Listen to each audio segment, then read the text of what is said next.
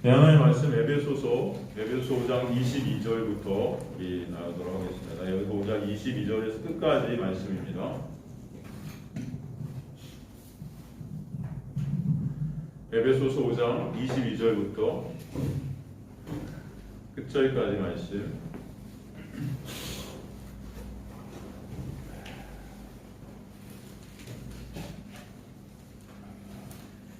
자였으면 저와 여러분 교독하도록 하겠습니다. 에베소 5장 22절에서 끝절까지 교독하도록 하겠습니다. 제가 먼저 22절 읽겠습니다.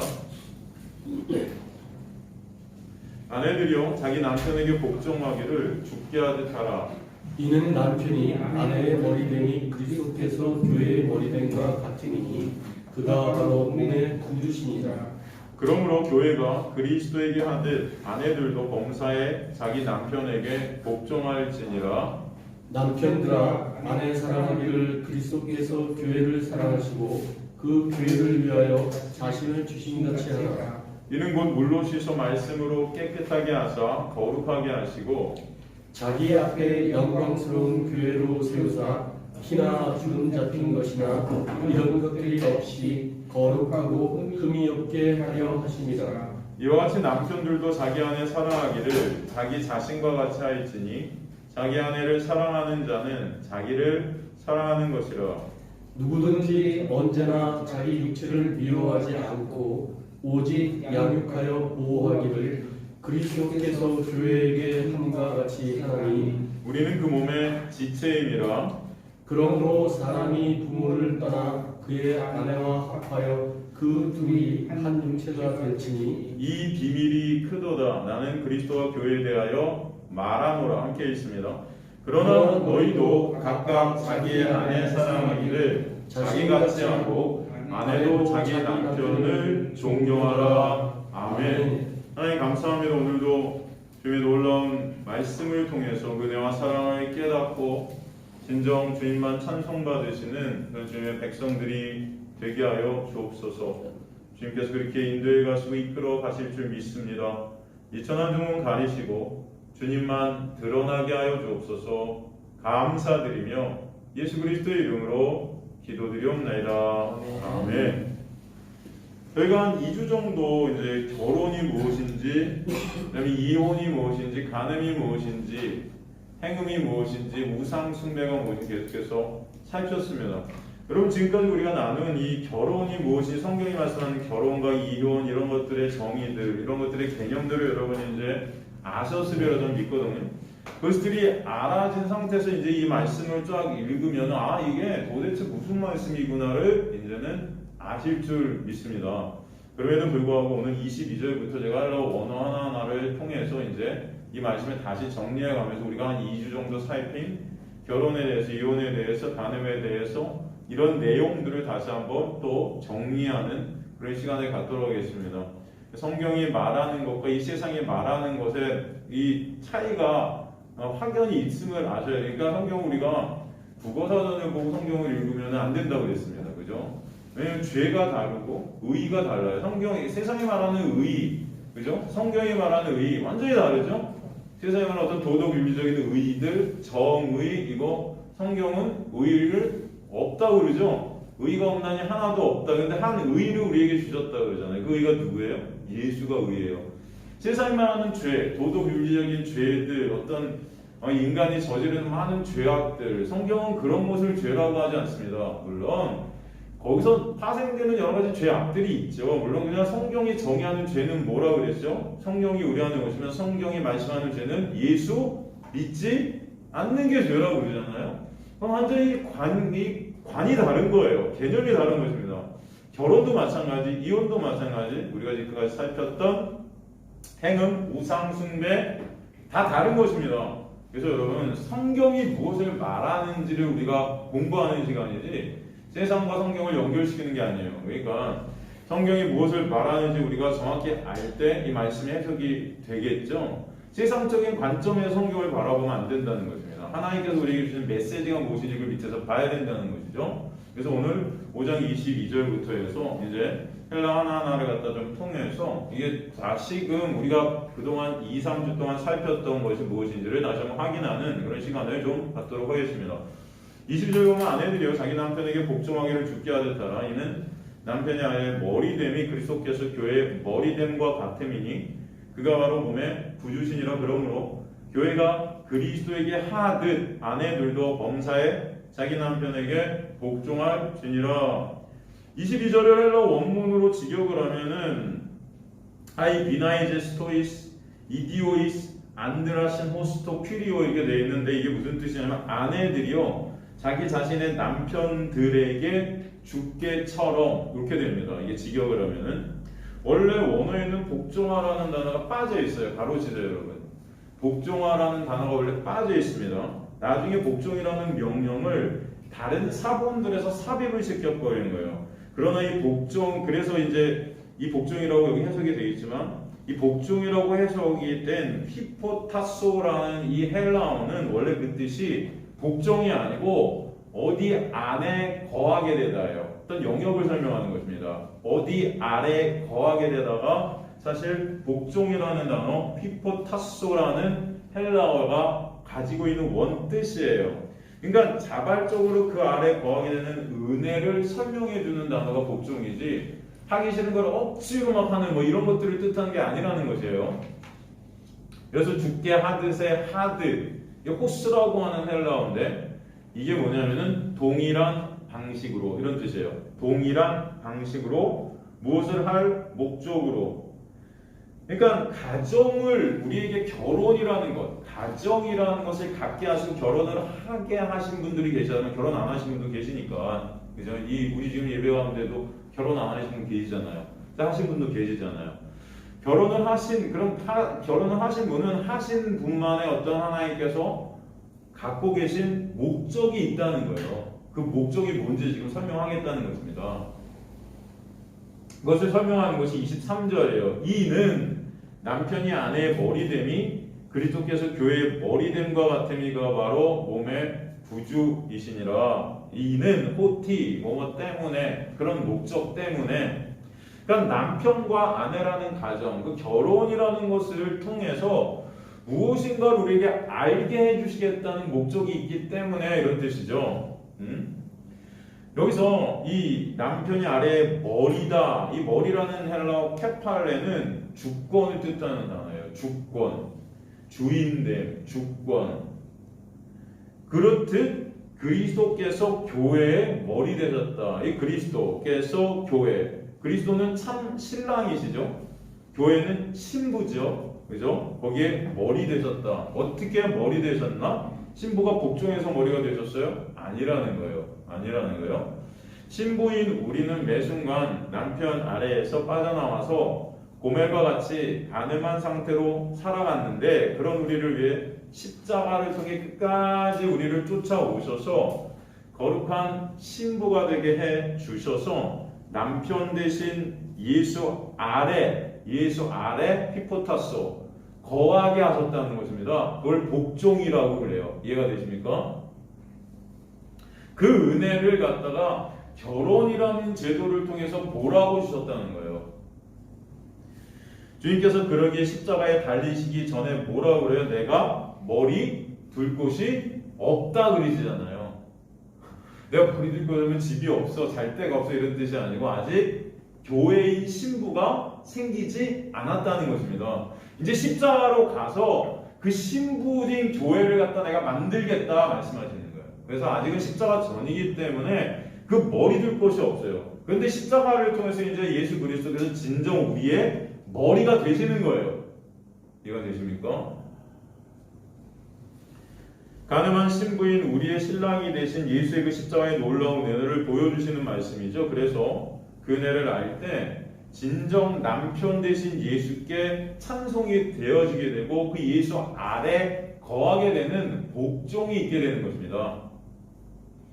이것이 바로 창세전에 택한 하나님의 신부들을 이 땅에 이혼한 신부들, 가늠한 신부로 만드셔서 넘기신 이유예요. 그런 상태 가운데 우리가 진정 예수 그리스도의 은혜와 사랑을 알게 하시겠다는 것이죠. 그래야 거기서 찬송이 나오기 때문이에요.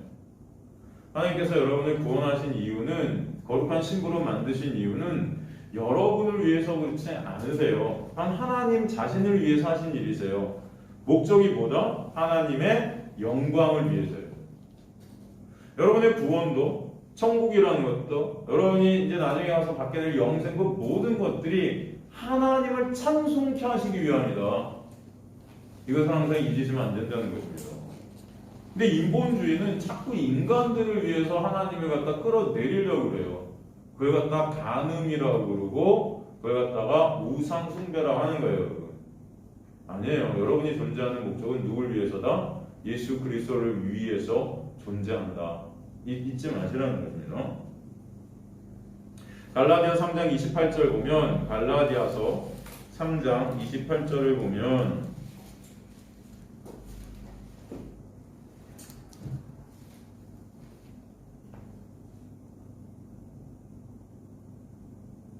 너희는 유대인이나 헬레인이나 종이나 자유인이나 남자나 여자나 다 그리스도 예수 안에서 하나이니라. 그잖아요. 그죠? 여기서 보면 분명 여자와 남자는 누가 누구에게 복종하고 속해 있는 그런 복종의 관계가 아니라고 하잖아요. 남자나 여자나 다 그리스도 안에서 남편에게 복종하고 여자가 남편에게 복종하고 여자 남자 이런 어떤 관계가 아니고 다 뭐다? 하나다. 근데 오늘 이 에베소서에서 아내들의 자기 남편의 복종을 죽게 하듯 하라? 이런 말씀을 왜 하냐고요. 바로 이것을 통해서 예수 그리스도가 머리 되신 것을 갖다 보라는 거예요. 결국 그 예수가 머리 되신 안에서 우리 이 세상 가운데 있는 육적인 남자, 여자 이런 것들은 다 어떻게 무너지게 되는 거죠. 다 하나. 그것을 갖다 설명해 주시는 거예요. 그래서 오늘 성경이 말씀하신 것은 다 누구 보라고 주시는 말씀이에요? 진짜 남편인 예수 그리스도, 그 남편 되신 예수 그리스도의 은혜를 보라고 주신 말씀이라는 것이죠. 그러기에 에베소서 5장 23절의 결론이 뭐예요? 그가 바로 몸의 구주시니라 나오는 거예요. 그가 바로 몸의 구주시다. 바로 주님께서 우리 몸에 그죠? 구원자 되신다. 진정한 그 은혜를 알라는 것입니다. 24절 그러므로 교회가 그리스도에게 하듯 아내들도 범사에 자기 남편에게 복종할지니라. 교회가 그리스도에게 하듯, 교회와 그리스도의 관계 같이, 그런 뜻이에요. 그죠? 호스 뭐뭐 같이 뭐뭐처럼. 그러니까 이것은 그러므로 했을 때 이 그러므로는 요약의 의미입니다. 알라, 헬라어 알라인데 정리하면 이런 뜻이거든요. 그러니까 교회와 그리스도의 그 관계, 은혜의 관계죠. 그 가늠한 신부를 남편 되신 예수의 십자가의 은혜로 사셔서 거룩한 신부로 회복시켜 주시는 그 은혜, 그 관계를 갖다가 이 가정을 통해서 알라는 것입니다. 그게 가정을 두신 목표다. 계속 설명해 주시는 거예요. 아내도 범사라는 것은 모든 상황 가운데, 모든 일 가운데, 여러분의 삶 가운데 이런 뜻이죠. 자기 남편에게 복종할지니라. 휘포타소, 여기도 휘포타소가 쓰이는데 뭐뭐 아래 거하다. 그러니까 남편 아래 거하는 이 삶 가운데 이 결혼의 관계를 통해 진짜 신랑 되신 예수를 매 순간 바라보는 자들이 되라는 거예요. 이해가 되십니까, 여러분? 그 은혜를 알아가는 것이 목적이라는 것입니다. 24절 헬라 원문을 직역하면 교회와 그리스도의 그 관계처럼 아내들이여 이런 것을 또한 남편들에게, 이런 뜻이거든요. 여기도 사실은 그 관계처럼 히포타소를 수동태로 썼어요. 신부인 우리를 신랑인 예수 아래 두게 신랑 대신 예수께서 하셨다는 것입니다. 그렇게. 그러나 우리말 성경에 복종하라는 빠져 있습니다. 지금 사도가 지금 말하고 싶은 것은 신랑 대신 예수로 신부가 될 수 없는 가늠한 우리를 신부되게 해주시는 은혜를 보라고 주시는 거예요. 그리고 25절에는 남편들아 아내 사랑하기를 그리스도께서 교회를 사랑하시고 그 교회를 위하여 자신을 주심과 같이 하라, 이렇게 되어 있죠. 이제 남편들아, 여기서 남편들은 이 육적 남편이죠. 사실 이건 어떻게 보면 가짜 남편이에요. 가짜 남편. 진짜 남편 대신 예수의 자리에 앉아있는 가늠한 신부의 또 다른 모습이죠. 아내 사랑하기를, 여기서 아내 사랑한다는 사랑하기를이 그래서 아가파오라는 헬라어를 썼어요. 아가파오. 이 아가파오는 다시 설명하지만 헬라어에서 사랑이라는 단어는 4개가 나오죠. 그죠? 4개가 나옵니다. 사랑이라는 단어는 첫 번째 필레오, 두 번째 스테르고, 그 다음에 에라오, 그 다음에 아가파오. 이 에라오는 에로스죠. 아가파오는 아가페. 여러분들 아시는 단어예요. 첫 번째 이 사랑이라는 단어 필레오는 사랑과 애정을 가장 폭넓게 사용한 단어입니다. 보통 필레오라는 어떤 이 단어를 갖다 사랑이라는 어떤 단어에 헬라인들은 썼어요. 가장 폭넓게 이 사랑이라는 단어를 갖다 쓸 때 필레오 보통 부르는 거죠. 그리고 두 번째 사랑이라고 우리가 번역이 되는 스테르고는 보통 부모와 자식 간의 사랑이에요. 이게 스테르고예요. 부모와 자식 간의 하나님의 사랑이 그래도 이 인간 세상에서 가장 닮은, 그죠?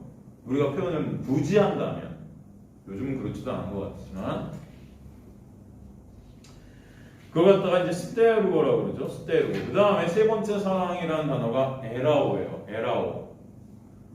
에로스라고 하는데 이건 보통 남녀 간의 어떤 육적 사랑, 뭐 이런 조건적 사랑이죠. 그리워하는 어떤 욕구, 갈망, 대상에 대한 어떤 갈망, 이런 것들을 갖다 에라오. 그 다음에 마지막 나오는 아가파오. 이거 아가페. 이거는 무조건적인 절대적 사랑이에요. 이거는 사람에게서 나오는 사랑으로 절대 쓰지 않습니다. 이 단어는 하나님께서 신적 사랑이에요. 하나님께서 우리를 향한 사랑이에요. 신적 사랑. 이걸 갖다가 아가파오. 그런데 여기서 재미있는 것은 남편들과 아내 사랑하기를 해야지 사랑하기를 갖다가 보통 남편과 아내의 관계 에로스, 에라오나 만약에 뭐 더 간다면은 뭐 스테르고나 아니면은 필레오를 썼어야 되는데 여기 아가파오를 썼단 말이죠. 그죠? 그 의미가 있다는 것이죠. 남편들은 아내 사랑한다. 남편들은 아내를 갖다 아가파오처럼 사랑할 수 없는 자들이잖아요. 무조건적으로, 절대적으로 여러분 아내들을 사랑하지 인간이 그렇게 사랑할 수 없다는 거. 이 단어는 인간들이 쓰는 단어가 아니라니까요. 이것은 하나님의 그 사랑을 갖다가 비유해서 설명해 주시겠다는 것입니다. 신랑 되신 예수 그리스도의 그 사랑을 이것을 통해서 보라는 거예요. 이해가 되시죠? 인간들이 할 수 없는 그 사랑을 과연 사도가 왜 여기 썼겠습니까? 바로 예수라는 진짜 남편의 사랑이 아니면 안 되는 인간의 실존을 보라는 것입니다. 그러기에 그 아가파오의 사랑은 바로 진짜 남편 되시기 위해서 우리를 위해 십자가에서 목숨까지 내놓으신 그 신랑 되신 예수의 사랑을 갖다 보게 하는 단어예요. 그래서 남편들아 아내 사랑하기를 그리스도께서 교회를 사랑하시고 바로 나오는 것입니다. 바로 그 사랑이 이게 비유적인 거라는 거예요. 그러니까 이걸 통해서 그 사랑을 보는 자들이 되는 게 목적은 뭐가 있어요? 아내 사랑하는지 이 진짜 이 육적 남편들이 아내를 사랑하는 데 사도 바울의 목적이 있는 게 아니고 진짜 남편 대신 예수의 사랑을 보는 데 목적이 있는 거예요. 이해가 되시죠? 자신을 주셨다. 이 파라디돔이죠. 주심. 십자가에 넘겨지심으로 진짜 남편이 되어주신 은혜예요. 파라디돔이. 그와 같이 주심 같이 카도스 뭐뭐처럼 뭐뭐에 따라 하라 가로치자 하라라는 명령은 여기는 없습니다. 바로 그냥 거기서 끝나요. 남편들아 너희는 다 예수같이 된 가짜 신들인데 그런 너희가 거룩한 그냥 가짜 신들, 가짜 신부들이에요. 그 남편들아 첫 번째 남편, 육적 남편은 그런 너희가 거룩한 신부 되게 하시기 위해서 진짜 남편이신 예수께서 십자가로 넘겨지셨음을 알아라라고 말씀해 주시는 거예요. 이해가 되시죠? 그 구체적인 이유가 26절, 27절, 28절을 통해서 구체적으로 왜 십자가에 넘겨지셨는지 설명해 주시는 거예요. 왜 어떻게 우리를 거룩한 신부 되게 하신 그 이유가 무엇인지 설명해 주시는 거예요. 그래서 26절이 희나라는 접속사로 문족이 시작합니다. 희나는 이유를 갖다가 말하는 접속사거든요. 이는 곧 물로 씻어 말씀으로 깨끗하게 하사 거룩하게 하시고. 그러니까 신랑 대신 예수께서 신부인 교회를 위해 목숨까지 내어주신 이유가 등장하는 게 첫 번째, 물로 씻어 말씀으로 깨끗하게 하시기 위함이다. 그리고 그러므로 거룩하게 하시기 위함이다. 물로 씻어 말씀으로 깨끗하게 하사 거룩하게 하셨다는 말씀이 구체적으로 어떤 내용일까요? 여러분들 이해가 가실 거예요. 마음속으로, 그죠? 머리로는 이해가 되시는데 이걸 어떻게 설명하면 될까요? 헬라어 원문이 히나 아우텐 하기아세 카다리사스토 루트로 투 휘다토스 앤 레마티 이렇게 돼 있어요. 히나 뭐뭐 때문에 말씀 안에서 앤 레마티, 이 레마라는 게 말씀이거든요. n이 들어가서 그 말씀, 여기서 물로 씻어 말씀으로 이렇게 되는데 말씀 안에서가 맞아요. 말씀 안에서 물의 씻음으로 인해 토 루트루투 휘다토스가 물이에요. 그 물의 씻음으로 인해. 물의 헬라어 휘도르는 구체적으로 무엇을 의미할까요? 지금 우리가 일요일에 살피고 있는 요한복음에서 니고데모에게 예수께서 뭐라고 그러세요? 너가 물과 성령으로 거듭나지 아니하면 안 된다 그러죠. 그리고 나아가 사마리아 여인을 만나서 예수께서 사마리아 여인에게 뭘 선물로 주신다 그러죠? 생수. 그죠? 물과 성령으로 거듭나지 않으면 안 돼 해서 그 물, 즉 성령이라고 그랬어요. 그럼 물이 뜻하는 것이 뭐다? 결국 성령의 역사인 거죠. 그죠? 우리 안에 성령께서 오셔서, 그죠? 예수 그리스도의 놀라운 십자가의 사랑과 은혜를 믿게 해주시는 거예요. 그걸 증거해 주시잖아요. 그리고 믿음을 선물로 주셔서 그 믿음 안에서 그 십자가에서 보혈로 그 모든 우리의 죄를 가리시고 덮으신 것이 내 것이 되게 하시는 거죠. 그죠? 그걸 누가 하세요? 우리 안에 성령께서 하세요. 그래서 말씀 안에서, 그 말씀은 성령의 뭐라고 그러죠? 에베소서 보면 말씀의 검이, 성령의 검이 말씀이다 그러시죠? 그래서 우리 안에 성령이 오시면 말씀을 통해 역사하시는데 좌우다 날선 그 양날의 선 그 좌우다 날선 그 말씀이 우리 홍과 및 골수와 관절을 쪼개죠. 그래서 왜 우리가 예수 그리스도의 놀라운 십자가의 은혜가 아니면 안 되는지를 알게 하시는 거예요. 그걸 성령께서 증거하시는 거예요. 예수만을 증거하세요. 그래서 성령을 그리스도의 영이라 그러잖아요. 이게 바로 그 말입니다.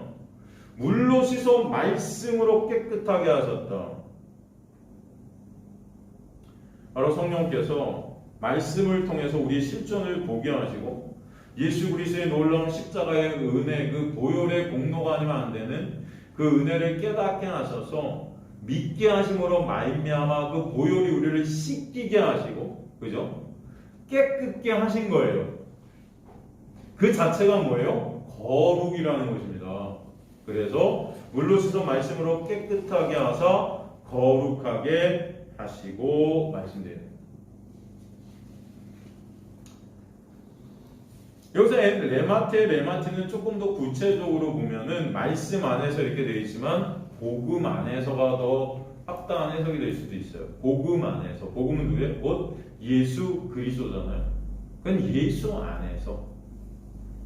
그러니까 성령은 우리로 예수를 믿는 믿음 안에서 나의 모든 죄를 다 해결해 주시고 깨끗게 해 주시는 거죠. 그 믿음으로 예수 그리스도의 보혈의 나를 덮고 가리시는 은혜가 있게 하시는 거예요. 그래서 여기서 깨끗하게 하사의 헬라어 카타리조는 깨끗하게 하다, 정화하다. 이게 히브리어 테헤르의 역어거든요. 테헤르의 역어인데 이 단어는 정확한 뜻이 정결하다고 선언이 되어지다예요.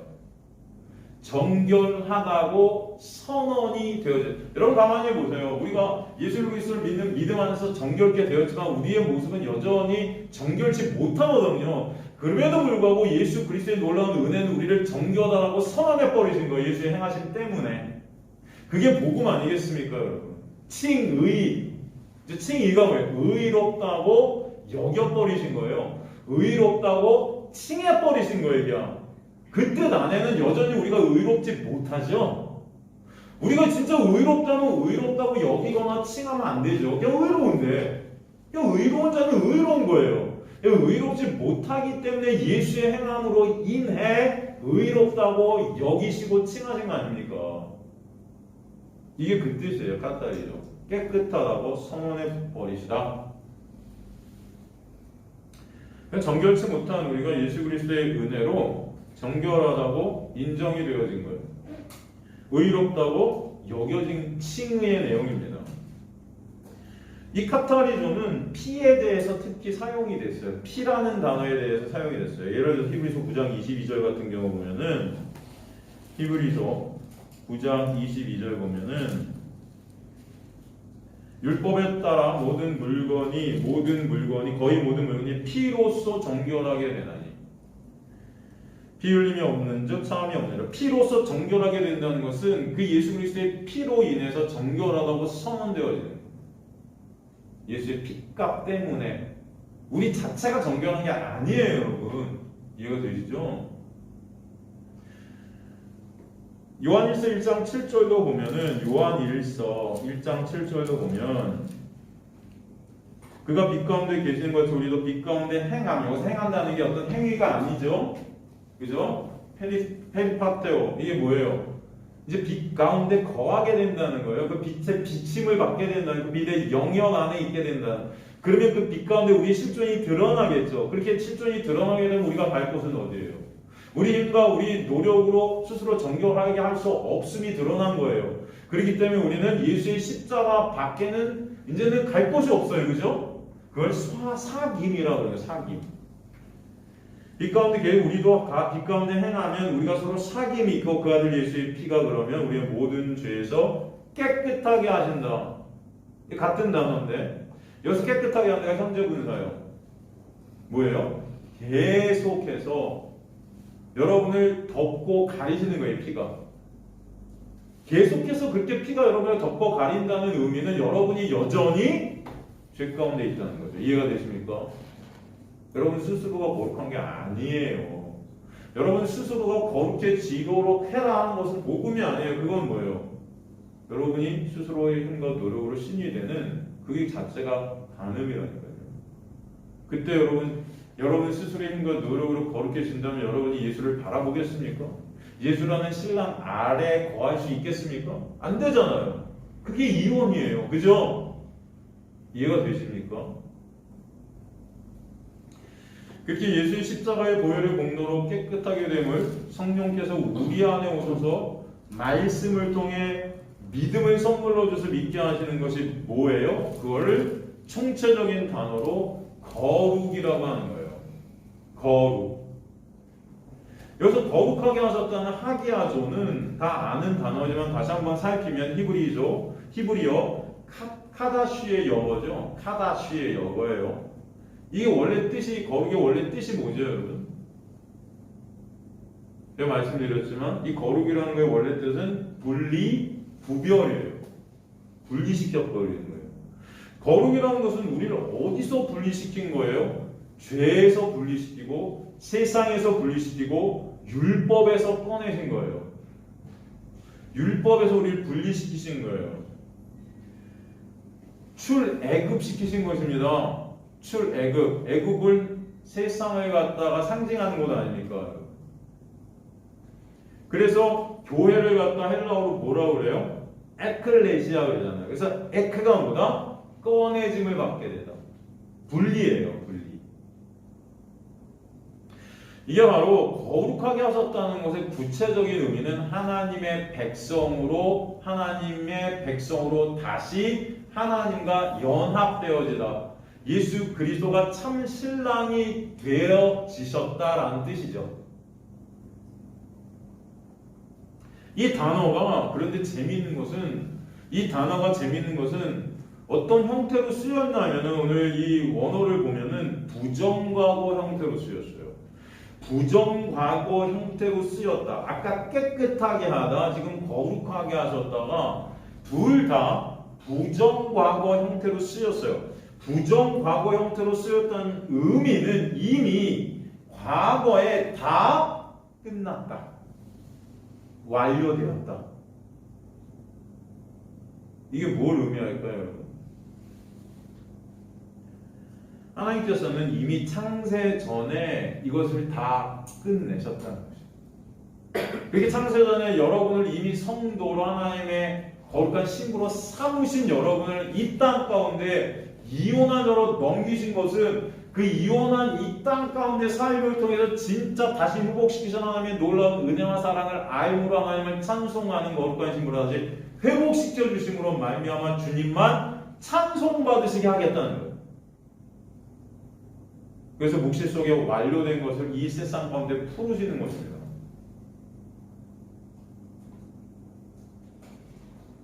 이 역사라는 시간을 통해서 묵시 속에 완료된 것을 그려내시는 거예요. 이해가 되십니까, 여러분? 그래서 이 단어가 부정과거로 쓰였어요. 이런 걸 보면 정말 놀라워요. 저는 이미 다 끝났대요. 그런데 그 역사 가운데 2000년 전에 예수께서 오셔서 이것을 갖다가 행하신 거예요. 이미 창세전에 완료된 것들을 이 역사 가운데 그려버리시는 거예요. 그래서 그 그림을 보게 하심으로 주님의 은혜를 깨닫게 하십니다. 왜요? 하나님께서 찬송 받으시기 위해. 목적은 하나님의 영광과 찬송이 있다. 예수께서 우리를 신부로 삼으신 것이 즉 신랑 되신 예수를 찬송케 하기 위함이다. 그래서 이 땅에 오셔서 십자가에서 테텔레스타이 내가 다 이루셨다 선언하시는 것입니다. 그리고 두 번째 이루심의 이유가 또 뭐라고 나오죠? 말씀 보니까 오늘 본문 보니까 자기 앞에 영광스러운 교회로 세우시기 위해서. 두 번째 이유가 나오는데 첫 번째 이유는 거룩이죠. 두 번째 이유는 자기 앞에 영광스러운 교회로 세우시기 위해. 쉬운 말로 이 말씀은 어떤 말씀이냐면은 당신의 영광을 드러내는 도구로 교회를 만드셨다는 뜻이에요. 이해가 되십니까? 헬라어 원문을 한번 읽어드리면 이 문장도 역시 남편 되신 예수께서 십자가에서 왜 달리셨는지 그 이유를 설명하는 히나로 문장이 시작돼요. 히나 파라스테세 아우토스의 아우토 엔독손 텐 에클레시아메 에크산 스필론 이렇게 되어 있거든요. 다 모르도 됩니다. 직역을 하면은 주님께서 그 자신 앞에 아우토스가 그 해 아우토가 그 자신 앞에 그런 뜻이에요. 엔독손 영광스러운 텐 에클레시아 영광스럽게 교회를 에클레시아 교회를 메 에쿠산 스필론 나타내시기 위해 파라스테스에 세우셨다, 만드셨다. 하나님의 영광을 올리는 존재로 교회를 만드셔서 드러내시겠다. 뭐를? 하나님의 영광을. 목적은 뭐예요? 하나님의 영광이 있다는 것입니다. 교회의 목적은. 이해가 되시죠? 교회에 있는 게 아니에요, 여러분. 여러분 한 사람 한 사람에게 있는 게 아니라 여러분 한 사람한테 구원에 있는 게 아니고 목적이 뭐에 있다? 하나님의 영광에 있다. 찬송에 있다. 예수께서 십자가에 달리신 이유가 궁극적으로 하나님의 영광이다. 예수님도 주님의 영광을 위해 달리신 거예요. 하나님의 택한 백성들이 그 은혜를 깨닫는 자들이 되어서 그 은혜를 찬송케 하시는 영광이 있게 하시기 위해 십자가에 달리시게 하셨다. 예수를. 그래서 자기 앞에라고 번역이 된 헬라어 해 아우투스는 그 자신의 이런 뜻이에요. 그 자신의. 영광스러운의 헬라어 엔독도스는 엔독손이라고 그러는데 엔과 독사가 결합된 단어예요. 엔이 뭐죠? 뭐뭐 안에, 독사가 영광이죠. 그 영광 안에. 그의 영광 안에서, 그의 영광의 이름 안에서 그에게 드려지는 찬양이 되게 하시는 거예요. 그에게 찬양을 드리는 교회로 세우사 파라스테미, 파리스템이죠. 파리스템. 이거는 뭐냐면은 파라라는 뭐뭐 옆에라는 그런 전치사와 시스템이라는 서다라는 헬라어가 결합돼서 파라스테미가 아닌 파리스테미가 됐는데, 이게 뭐냐면은 만들다, 준비시키다, 옆에 세워놓다. 교회를 하나님 그 자신 옆에 딱하니 세워두셔서 그 교회의 찬송을 받으시고 하나님의 영광을 그 교회를 통해서 이 만 온 우주에 드러내시겠다. 하나님의 그 긍휼과 하나님의 은혜, 그런 뜻입니다. 쉬운 말로 당신의 영광을 위해 옆에 두시다. 죄로 죽어 절대 하나님을 찬송할 수 없었던 자들이 예수 그리스도의 보혈의 공로를 통해 하나님 앞에 데리고 와져서 주님만을 찬송하는 자들로 옆에 만들어 놓으셨다.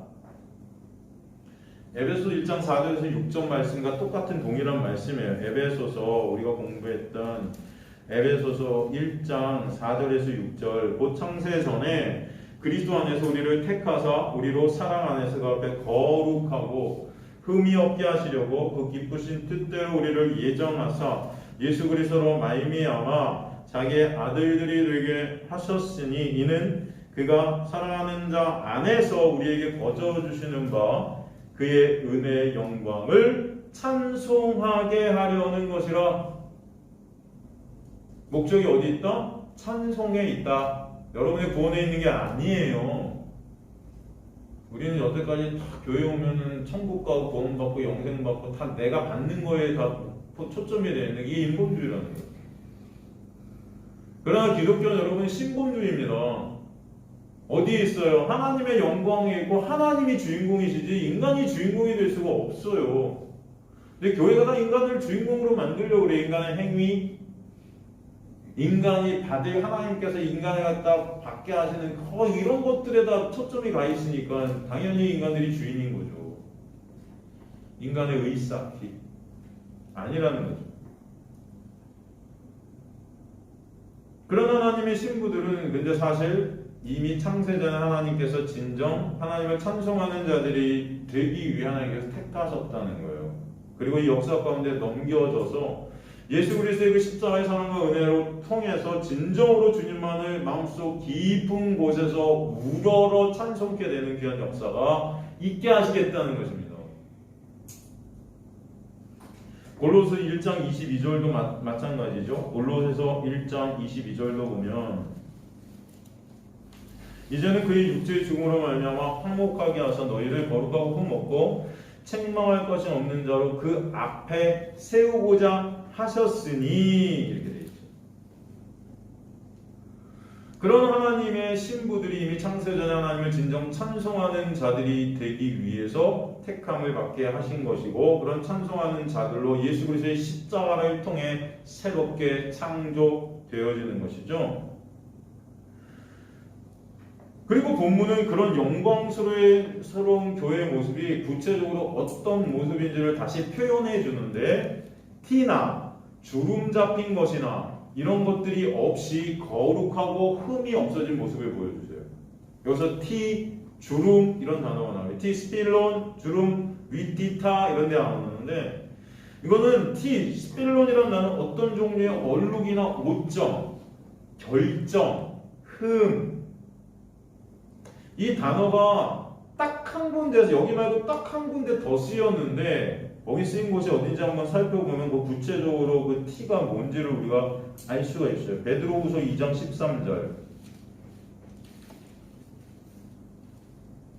불의의 값으로 불의를 당하며 낮에 즐기고 노는 것을 기쁘게 여기는 자들이니 점과 흠이라. 이게 바로 그 단어예요.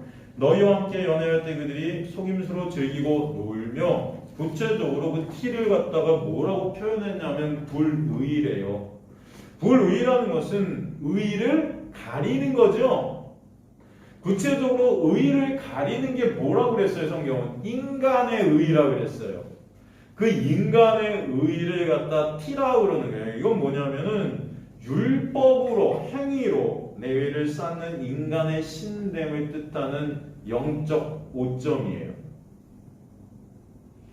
주름이라는 것, 이건 금이 간 것을 뜻해요. 금이 간 것. 문자적으로 보면 티라 주름 잡힌 것은 몸에 있는 상처나 신체적 결함을 의미하지만 성경에 나오는 문둥병자, 중풍병자 등의 외적으로는 육적인 결함이나 모든 것이 영적으로 죽은 상태를 표현하는 거죠. 티나 주름 잡힌 것이 바로 이런 영적으로 죽어있는 인간의 신이 되는 상태를 갖다 표현하는 단어입니다. 그런 상태에 있는 하나님의 택한 백성들이 예수 그리스도의 십자가의 공로로 다시 하나님의 거룩한 구별된 백성으로 이 세상에서 에클레시아 되는 그 놀라운 은혜를 입게 됐다는 것을 설명해 주시는 거예요. 그렇게 하신 이유가 하나님의 영광을 위해서다, 이렇게 말씀해 주시는 거죠. 28절도 그래서 이와 같이 남편들도 자기 아내 사랑하기를 자기 자신과 같이 하였으니 자기 아내를 사랑하는 자는 자기를 사랑하는 것이라. 내 이웃을 내 몸과 같이 사랑하라. 그 전에 나오는 게 너희 몸과 마음과 뜻을 다해 하나님을 갖다 그렇게 사랑하고 그와 같이 내 이웃을 내 몸과 같이 사랑하라. 이게 바로 황금률이잖아요. 온 율법은 이 여기에 다 완성되었다. 끝났다. 그 율법의 완성이 근데 누굴 뜻하는 거예요? 곧 예수 그리스도의 십자가를 뜻하는 거 아닙니까? 거기서 예수께서 다 율법을 완성시켜야 되는 거예요. 이게 뭐예요? 내 이웃을 내 몸과 같이 인간은 사랑할 수 있다 없다? 없어요. 이와 같이 남편도 자기와 계산을 자기 자신과 같이 할지니 이거 안 돼요. 자기 자신을 사랑하는 자기를 사랑하는 것이라. 이와 같이 후토스 이런 방식으로 이런 예수 그리스도의 놀라운 은혜와 사랑을 알게 해주시기 위해 남편과 아내라는 그런 결혼제도를 도구로 쓰신 것을 갖다 의미하는 것이지 이렇게 니네가 진짜 되라는 게 아닙니다. 여기서 이와 같이는 그래서 바로 예수께서 교회를 사랑하신 그 은혜의 방식 안에서 이런 뜻이에요.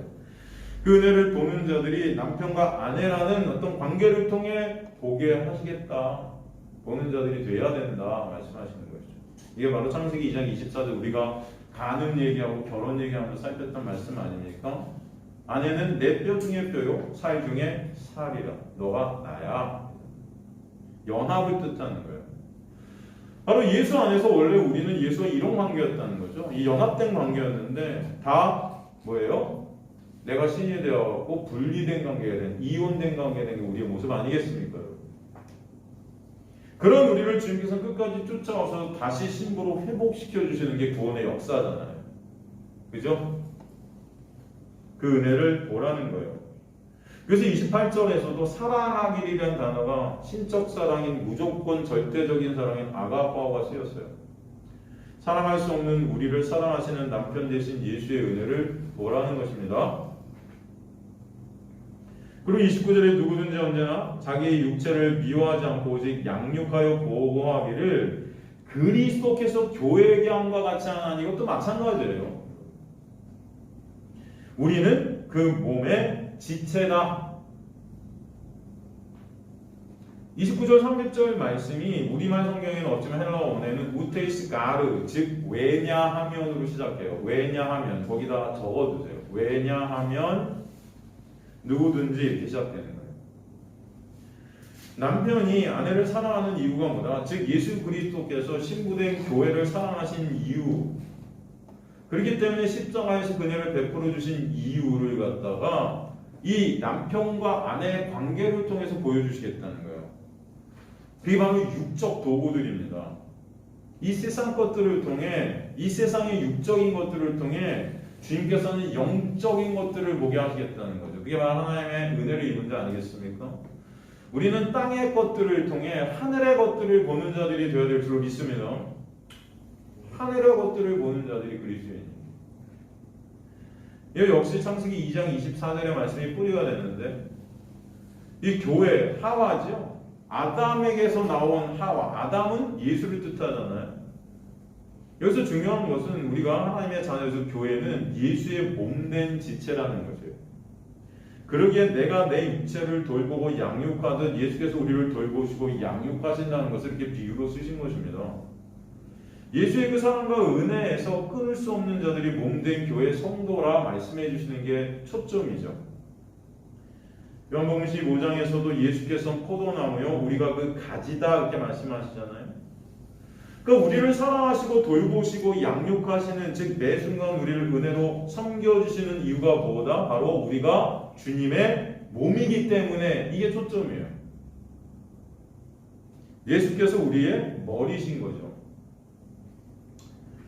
많은 강해서나 주석서들을 이렇게 찾잖아요. 그러면은 그리스도의 몸이 우리니까 주님께서 목숨까지 내어주신 그 사랑과 은혜를 베푸신 것 같이 그렇게 아내를 내 육체를 돌보고 양육한 같이 나와 같이 그렇게 사랑해야 한다. 이렇게 주석서에 써놓고 강해서에 써놓지만 사실은 이건 인본주의적인 해석이에요.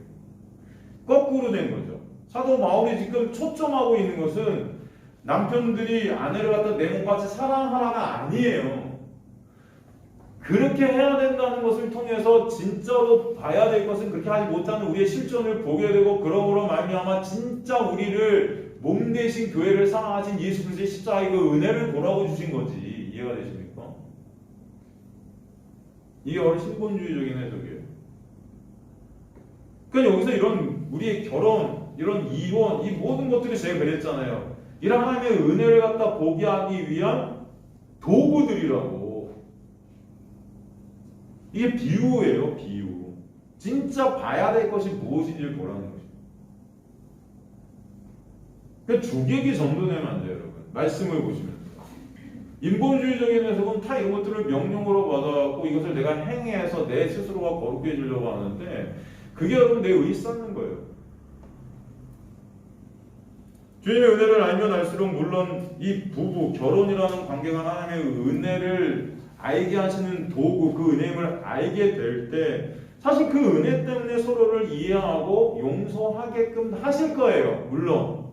왜? 너나 나나 예수의 십자가의 은혜가 아니고 우리 가망 없는 자들이 깨달아질 때 서로를 갖다가 그 은혜로 보게 되겠죠. 이해가 되십니까? 야, 너도 예수 아니면 안 되고 나도 예수 아니면 안 돼. 그러면 우리 어떻게 해요? 이제는 우리는 공동체야. 운명 공동체야. 예수 아니면 안 되는 그런 운명. 그걸 에클레시아라 그래요, 여러분. 그 가정이 그런 가정이 되겠죠. 저도 안 돼. 그럼 서로 불쌍히 여기는 거예요. 그죠? 그 은혜를 알라고 주신 게 가정이지. 무슨 내 몸같이 사랑하고 무슨 뭐 복종하고 뭐 이런 게 아니라고요, 여러분. 복종의 의미도 뭔지 모르지만. 왜 예수가 아니면 없음인지를 알게 하셔서 진정 예수의 몸된 지체임을 깨닫게 하시는 게 하나님의 놀라운 은혜입니다. 29절 30절의 원어를 살펴보면 29절에 누구든지 원어에는 이 누구든지 없습니다. 가로치세요. 그냥 언제나 자기 육체를 자기 육체 그 자신의 육체 이렇게 되어 있는데 이걸 사르크스로 썼어요. 여러분 성경에 사르스 육이라는 것 이건 죄된 인간의 그 육이죠. 의 쌓는 그 육이에요. 인간의 죄된 본성 나만 챙기는 내 육을 위해 사는 자들 그런 나만을 양육하고 보호하기를 애쓰는 자들 이게 바로 죄성 아닙니까? 자기애 이런 거 말씀하신 게 아니라는 거예요. 양육하여 에클레페이 이건 교육하고 가르치고 자양분을 주다. 이게 자녀의 양육에 쓰이는 단어거든요. 보호하기를 날페이 소중히 여기다 애정 깊이 돌보다. 그러니까 여기까지는 다 인간의 죄성을 드러내는 거예요. 사실은 나만 챙기고 내 육을 챙기는 그런 자기 애 나만 바라보는 자들 그런 우리를 위해 주님께서 당신의 보혈을 흘리셔서 우리를 예수의 몸 안으로 함몰시키신 거잖아요. 그죠? 그래서 이제는 머리 대신 신랑 대신 예수만 바라보게 해주시는 그 은혜로 이끌어 가시겠다. 이게 주님의 은혜는 인간의 이 육적인 죄까지 사용하셔서 은혜를 알게 해주시겠다는 거예요. 그래서 지금 누구든지 자기 육체를 미워하지 않고 오직 악력과 보호하기를 이게 뭐예요? 인간의 죄성이지만 이런 인간의 실존을 보게 돼야 그리스도께서 교회에게 함과 같은 그 놀라운 은혜를 알게 된다는 거죠. 그래서 30절에도 왜냐하면 이렇게 써있어요. 왜냐하면 우리는 그의 몸에 지체이기 때문이야. 호티 멜레 에스멘투 소마토 사우트. 제일 재밌는 게 여러분 29절에 분명히 자기 육체 이렇게 되어 있는데 30절엔 그 몸의 지체 이렇게 되어 있어요. 29절에 나온 육체는 사르스인데 30절에 그 몸의 지체는 소마예요. 다른 헬라어 쓰이고 있단 말이에요. 그러니까 이 육의 관계 속에서 육이라는 것은 죽을 수밖에 없는 그런 육적 관계를 뜻해요. 그러니까 결혼이라는 것, 이 땅에서 벌어지고 있는 결혼, 이혼, 간음 이 모든 것들은 결혼을 하든 이혼을 하든 그런 게 상관이 된 결혼해서 잘 살았다고 천국 가는 게 아니라는 거예요, 여러분. 어차피 인간은 결혼을 하든 뭘 하든 다 멸망할 수밖에 없는 거죠. 그걸 육이라고 그래요. 그죠? 진짜 결혼이 돼야 되는 거예요. 진짜 결혼. 어떤 결혼? 예수라는 신랑을 만나야 된다. 이게 진짜 결혼이다. 그래서 여기 보면 우리는 그 몸의 지체라 할 때 뭐예요? 그의 몸, 예수라는 진짜 신랑의 몸의 지체가 된 그 소마, 새로운 몸이에요. 사르스와 다른 것이죠. 그래서 소마라는 단어의 의미를 보면 사전적 의미를 안에 들어오면 살아있는 몸을 의미해요. 살아있는 몸. 오직 인간은 그래서 예수 안에서만 존재될 수 있는 것을 설명해 주십니다. 누구 안에서만? 예수 안에서만. 그러니까 결혼제도라는 것은 남편과 아내라는 것은 다 참 남편이고 진정한 신랑이신 예수를 보게 되는 장치들이다라는 거예요. 그래서 31절에서 이러므로 사람이 부모를 떠나 그의 아내와 합하여 그 둘이 한 육체가 될지니. 창세기 2장 24절 말씀을 다시 한번 인용하죠. 한 몸 사상. 근데 인간은 절대 한 몸이 될 수 없는 죄로 이미 이혼된 자들인 거예요. 아담의 선악과를 땅으로 말미암아. 그래서 31절에 또 한 육체가 된다 하나 나오는 거예요. 한 육체가 될지니. 사르스가 써요. 다시 사르스. 인간의 한 육체라는 것은 그래서 죄로 물든 육체를 뜻하는 것입니다. 이런 것들을 갖다 성경이 보이는 게 아니야 이런 뜻이에요. 진짜 육적인 남자와 육적인 여자가 만나서 가정을 이룬다고 이 둘이 한 몸이 됩니까, 여러분? 한 몸 되시던가요? 생각도 마음도 다 같으세요? 대답들이 없으세요? 같으세요? 아, 나 다르잖아 여전히. 버릇도 않고. 예? 한 몸 되던가요? 여러분? 더 분리되는 거 아니에요? 살면서 한 몸이 아니고. 이건 어차피 이런 어떤 그러니까 육적인 것들을 좀 한 몸 된다는 걸 말하는 게 아니고 어차피 죽음이야 그 뜻하는 거예요. 이해가 되시죠? 진짜 인간은 그래서 진짜 신랑 되신 예수 안에서만 한 몸 될 수 있다. 그거 설명해 주시는 거예요, 여러분. 이해가 되십니까? 그걸 연합이라고 한다. 그래서 32절에 이 비밀이 크도다. 이 비밀이 크도다. 여기서 비밀 뭐예요? 미스테리오. 그러니까 남편과 아내가 합해서 둘이 한 육체를 이루는 것을 말하는 게 아니고 거기를 통해서 보게 될 비밀이라는 게 있다는 거예요. 이해가 되시죠? 그게 끝이 아니에요. 그러니까 성경은 그거 얘기하는 거예요. 니네 남편과 부인이 한 몸이 돼야 이게 결혼이야. 그렇게 잘 살아. 우리 주례 때 주례사가 이제 한 몸이 될지니 나누지 못한다. 그럼 그 둘이 한 몸이 돼서 나누지 못하는 게 아니에요. 이미 그들은 나눠진 자들이라니까요. 한 몸 안 돼요. 거기서 그걸 말한 것은 바로 예수 그리스도의 그 은혜를 설명하는 것입니다. 예수 그리스도가 십자가로 달리셔서 우리가 한 몸 돼서 주셔 이제 나눌 자, 끊을 자가 있다 없다? 없다. 사실 그거는 주례 때 말하는 게 아니에요. 복음 설명하는 거지. 그죠? 정확하게 주례사가 그거였다가 정확하게 말하면 니네 지금 결혼하지만 니네 여전히 한 몸 안 돼. 그런 줄 알아. 지금은 좋아서 죽지? 몇 년 살아봐. 싸우고 난리치다 보면은 야 쟤랑 나랑 한 몸이 안 되는 건 그거 깨닫게 될 거야. 아 나는 쟤 사랑할 수 없는 자구나 알게 될 거야. 이해하는 것도 힘들어. 이해도 못해줘. 용서가 안 돼.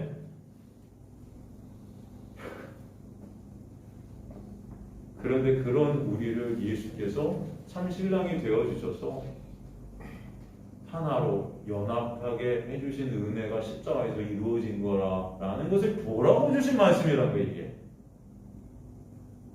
그래서 저 아내도 나도 예수라는 참 신랑 만나지 않으면 끝이구나.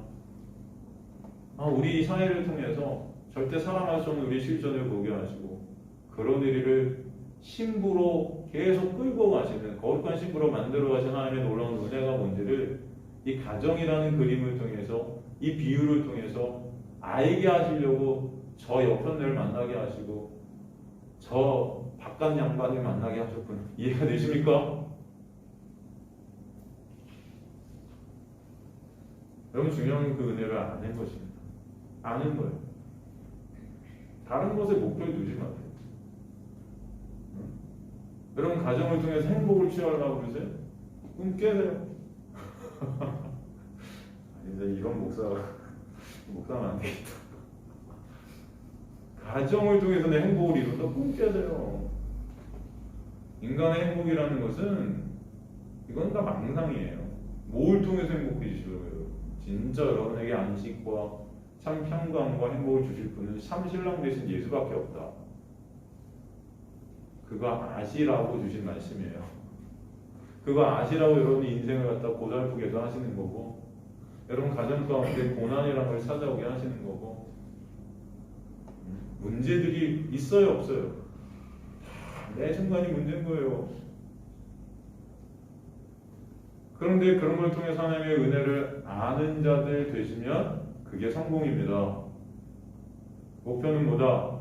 하나님의 은혜를 아는 것. 그때 진정 여러분 안에서 감사와 찬송이 있게 될 줄로 믿습니다. 안식은 예수 안에만 있어요. 안식은 누구 안에만 있다? 예수 안에만 있다.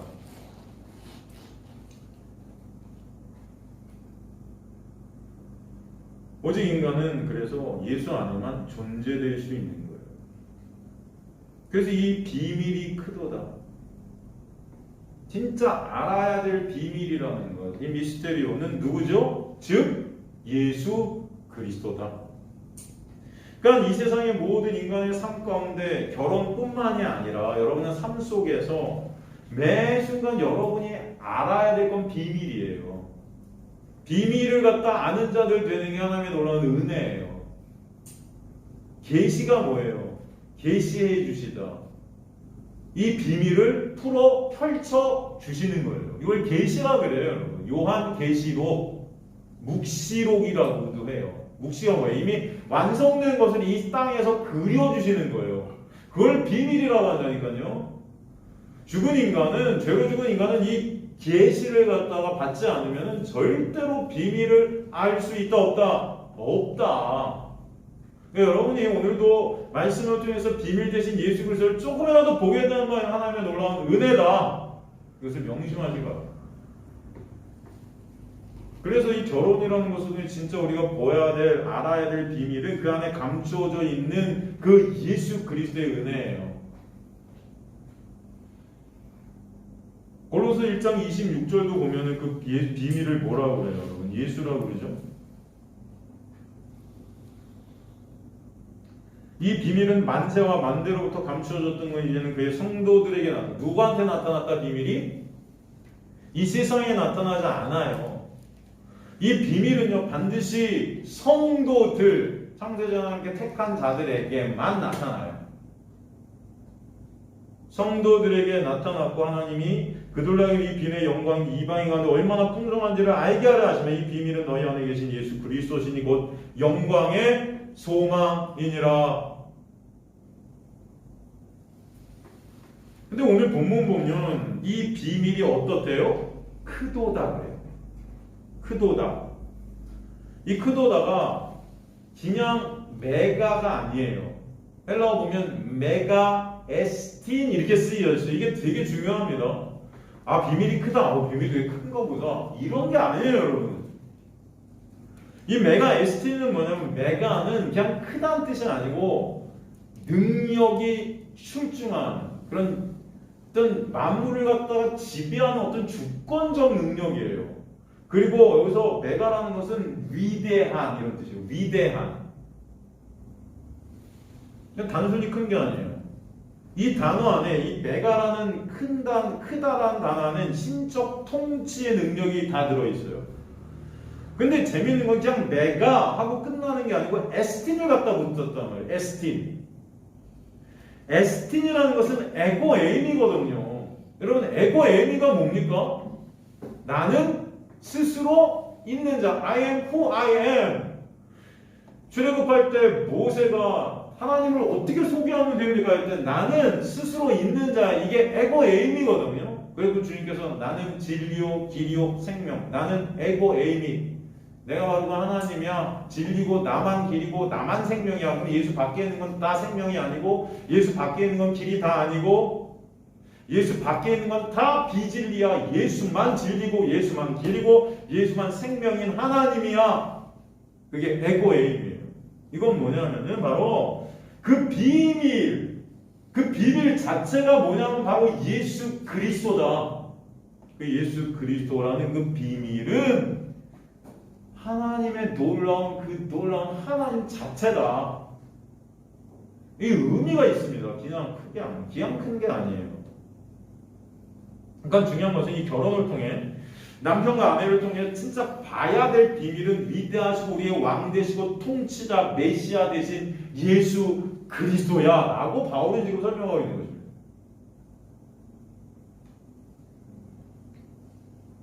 그래서 33절에 그러나 너희도 각각 자기 아내 사랑을 자신같이 하고 아내도 자기 남편을 존경하라.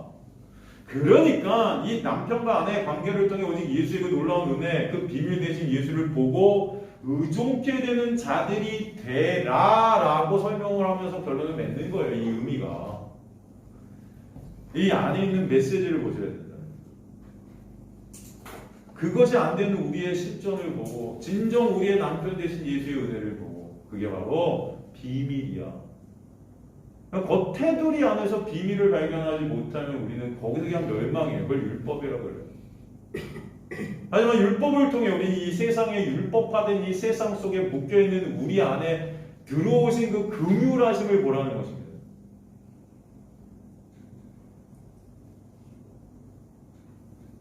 그래서 매 순간 그 은혜가 아니면 안 되는 우리의 모습을 보게 하시는 거죠.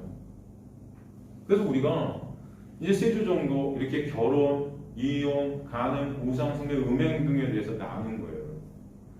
이 의미로 오늘 본문을 쫙 보시면은 이해가 다 되실 줄 믿습니다. 그죠? 정리하고 마치겠습니다. 우리가 잘 아는 말씀 로마서 7장 1절에 3절을 보면 로마서 7장 1절에 3절을 보면 형제들아 내가 법하는 자들에게 말하노니 너희는 그 법이 사람이 살 동안만 그를 주관하는 줄 알지 못하느냐. 남편 있는 여인이 그 남편 생전에는 법으로 그에게 매임바 되나 만일 그 남편이 죽으면 남편의 법에서 벗어나느니라. 그러므로 만일 그 남편 생전에 다른 남자에게 가면 음녀라. 그러나 만일 남편이 죽으면 그 법에서 자유롭게 되나니 다른 남자에게 갈지라도 음녀가 되지 아니하느니라. 이것도 뭐예요? 다 남편과 아내의 관계를 말하는 거예요? 아니잖아요. 그죠? 예수를 말하는 거잖아요. 여기서 3절에 다른 남자가 예수잖아요. 주님께서 우리를 묶어버리게 하고 율법이라는 남편을 십자가에서 죽이시는 거 아닙니까? 그리고 진짜 새 남편 대신 진짜 남편 대신 예수 안으로 함몰시키시는 거잖아요. 이걸 신앙생활이라고 그래요. 그렇게 새 남편 안에서 우리가 새 남편과 연합되어지는 것을 세례라고 그래요. 그것이 새 남편의 십자가를 통해 완성이 됐다 그래요. 성경은. 그죠? 그 은혜를 설명해 주시는 거예요. 그렇게 완성시키시는 은혜. 그것이 진정한 결혼이라는 것입니다. 그것이 진정한 결혼이다. 그것을 이 세상 가운데 우리 육의 결혼을 통해 보게 하시기 위해서 이 율법의 세상 속으로 우리를 넘겨버리셨다는 거죠. 그래서 여러분의 삶 가운데 그 구원의 은혜를 알고 가시면 된다는 거예요. 주님은 그 비밀을 남자와 여자를 창조하시고 그들을 가정으로 묶으셔서 설명을 하시고 선악과를 통해 그 가정의 깨짐, 즉 하나님으로부터의 분리를 이혼이라는 것을 통해서 알게 하시고 보게 하시고 그런 가운데 그 연합의 은혜를 베풀어 주심으로 그 은혜가 얼마나 크고 놀라운지를 또 깨닫게 하시는 것. 그게 이 인생 역사예요, 여러분.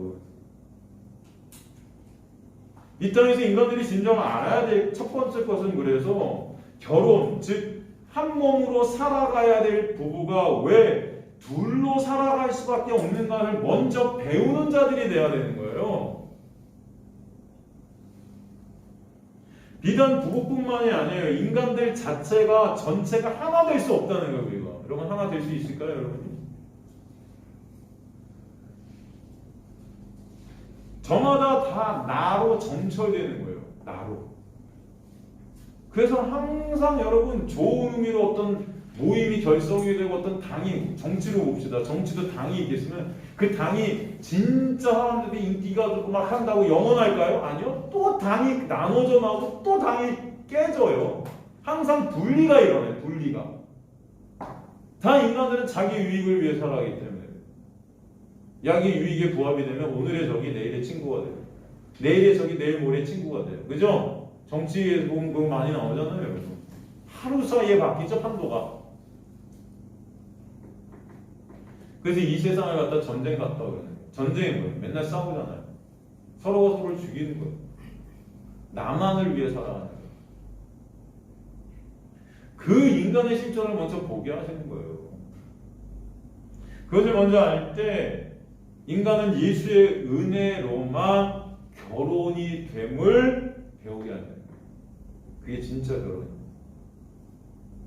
그럴 때 그 은혜만 찬송케 되고 예수만 찬송케 되는 것입니다. 오늘 본문에서 남편과 아내로서의 삶을 살아보라는 거예요. 사도 바울은. 그러나 거기서 진짜 배워야 될 것은 비밀이신 예수다. 아시겠습니까, 여러분? 열심히 살아보세요. 근데 그 열심히 사는 그 자체가 목적이 아니라 그것을 통해서 누구한테 가야 된다? 예수한테 가야 된다. 근데 여러분이 열심히 살아보셔야 여러분의 실존을 보잖아요. 그래서 사도 바울은 한번 해보라는 거예요. 율법이라는 게 그거 아니에요. 한번 해보라는 거죠. 근데 율법으로는 죄를 깨닫게 하려 함이라. 그게 목적이 아니에요. 율법이 주어진 거예요. 율법 명령 아닙니까? 이렇게 해, 저렇게 해. 오늘도 남편은 그 부인을 몸같이 사랑하고 부인은 남편에게 복종해. 돼? 안 돼? 안 되잖아. 율법이에요. 명령해보라는 거예요. 근데 안 된다는 나의 실존, 그 죄를 깨닫게 하려 함이라. 안 됩니다. 그런 나를 예수께서 신부 삼아 주셨네. 그래서 사도가 결혼을 통해 진짜 결혼이 뭔지, 신랑이 누구신지를 설명하고 싶은 겁니다. 그 진짜 신랑의 은혜를 알 때 솔직히 가정에서도 그 부인, 남편 그 은혜가 아니면 그저 우린 이혼할 수밖에 없는 자익을 깨달을 때 서로 이해해 줄 수 있고 덮어줄 수 있는 자들이 되겠죠.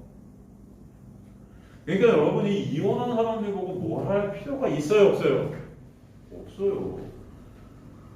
옛날에는 뭐 이혼하면은 갖다 교회 오면은 교회 이혼하신 분들은 오지도 못했어요. 정죄당해서.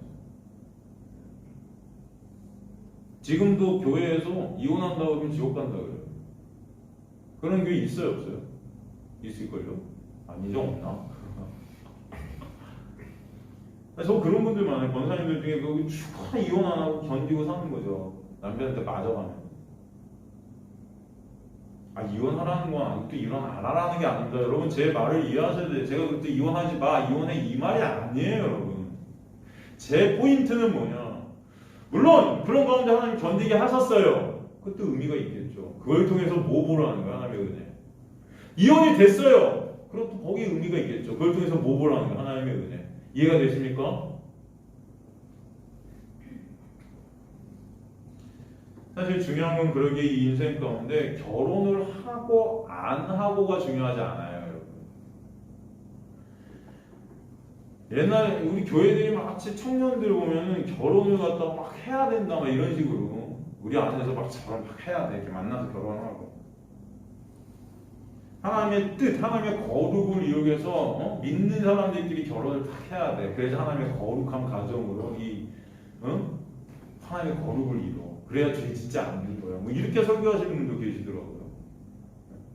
믿는 자들끼리 결혼을 해야 죄를 안 짓고 거룩한 결혼이 된다. 그런 거 아니에요, 여러분. 이 결혼이라는 것, 이 모든 것, 이혼이라는 것, 또 이 모든 것을 통해 하나님의 은혜를 보는 자들 되라고 주십니다. 고린도전서 7장 24절 28절 같은 말씀은 그럼 오면 안 되잖아요. 고린도전서 7장 24절 형제들아 너희는 각각 부르심을 받은 그대로 하나님과 함께 거하라. 처녀에 대하여는 내가 주께 받은 계명이 없으되 주의 자비하심에 따라 충성스러운 자가 된 내가 의견을 말하노니 내 생각에는 이것이 좋으니 그냥 처녀로 사는 게 좋대요. 곧 임박한 환난으로 말미암아 사람이 그냥 지내는 것이 좋으니라. 네가 아내에게 매였느냐 노이기를 구하지 말며 아내에게 노였느냐 아내를 구하지 말라. 그러나 장가간다도 죄 짓는 것이 아니요 처녀가 시니까도 죄 짓는 것이 아니로되 이런 일들은 육신의 고난이 있으니 나는 너희를 아끼노라. 이런 말씀 주시면 안 되잖아요. 그러면 여러분 그냥 살래요.